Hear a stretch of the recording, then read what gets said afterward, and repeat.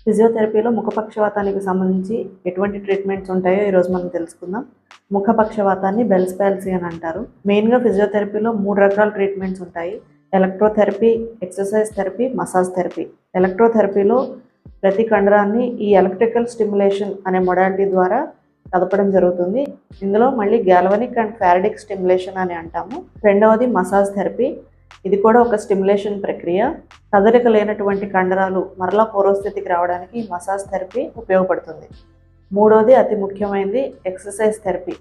Facial exercises అంటాము. ప్రతి ఒక్క కండరాన్ని కూడా ఫేషియల్ ఎక్సర్సైజెస్ ద్వారా కదపడం జరుగుతుంది. మరలా రీఎడ్యుకేట్ చేయడం జరుగుతుంది. ఫేస్కి సంబంధించి కొన్ని యాక్టివిటీస్ అలాగే కొన్ని ఎక్సర్సైజెస్ కూడా చెప్పడం జరుగుతుంది. సో ముఖపక్షవాతం వచ్చిన వాళ్ళు మెడిసిన్తో పాటుగా ఫిజియోథెరపీ కూడా చేయించుకుంటే తొందరగా రికవరీ రావడానికి అవకాశాలు ఉంటాయి.